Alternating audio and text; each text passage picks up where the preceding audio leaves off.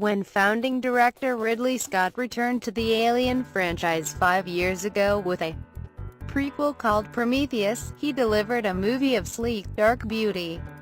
What he didn't deliver was much in the way of actual aliens. Those truly horrors who first made the world's acquaintance 38 years ago. Prometheus focused more on the engineers, our shadowy interstellar forebears, and on deep thoughts about gods and creations. Longtime franchise fans were not entirely happy with this picture.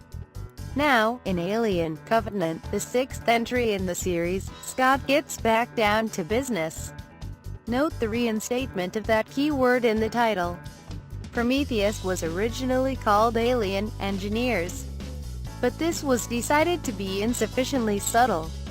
Not only are there more of the chompy black xenomorphs in this film along with their icky precursors, there is also a whole new breed of alien, the fast-moving, flesh-ripping, corpse-colored neomorphs. In addition, there are tiny black spores that hover in swarms, awaiting a chance to buzz into a human ear or up a nostril, with predictably ghastly results. Finally, there's a scary double dose of Michael Fassbender, too. We'll get to that. Some things never change in the Alien universe. Here we once again have a spaceship cruising among the stars. Its crew quietly tucked away in their hyper-sleep pods. There are really more crew members than can easily be kept up with. Most notable among them are Danny McBride, Amy Seimetz, Damian Bichir, and Carmen Ejogo. This vessel, the Covenant, is en route to a terraforming planet many years away, where it will deposit its now dozing payload of 2,000 fresh new colonists. But then the Covenant gets rocked by solar flares, damaging the ship and snuffing a few of its passengers, including the captain, played for mere moments by James Franco, whose presence in every movie is now a standard Hollywood greenlight requirement. The awakened crew quickly notices a signal beaming in from a nearby planet, a place that seems even more suitable for human habitation than the faraway orb to which they're headed. Quicker than you can say whatever you do, don't go there, the ship's dim new captain, Orm, Billy Crudup, decides to do just that. Once the Covenant arrives at its suspiciously ideal destination, breathable air, edible vegetation, a scouting party sets out to reconnoiter. This group includes the good guy android Walter Fassbender, and the skeptical Daniels. Catherine Waterston, stepping into the old Sigourney Weaver slot.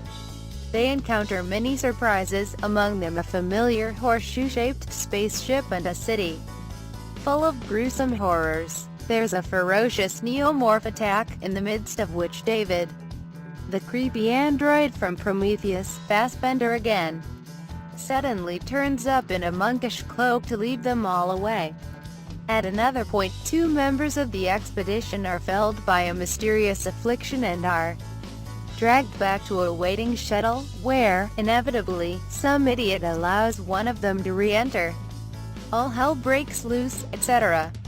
Most of us have seen a lot of alien action by this point, the telescoping jaws rolling out, the doomed victims crouched in claustrophobic terror. The movie is a little underwhelming in its overfamiliarity. Still, Ridley Scott, now nearly 80, is a master film craftsman.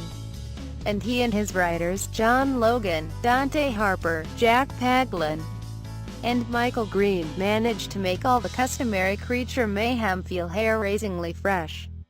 There's a perfectly framed long shot of a naked man and woman fooling around in one of the ship's showers, with a very large alien tentacle slowly rising up between their legs, and a peerlessly eerie shot in which we see one of the repulsive neomorphs hunkered on the chest of a corpse, feasting.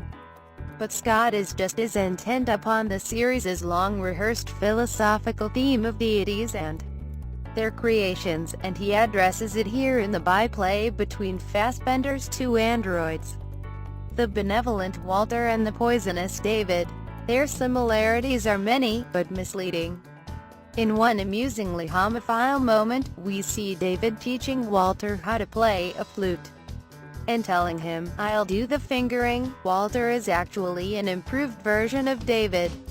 "There have been a few updates since your day," Walter says. And David, we clearly see, is infected with hubris. He says that his creator, the grasping techno-industrialist Peter Wayland Guy Pearson, an opening cameo, was unworthy of his creation. Now, David is pursuing a shadowy agenda of his own devising.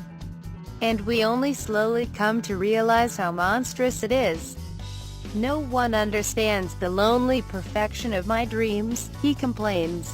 Well, no one human.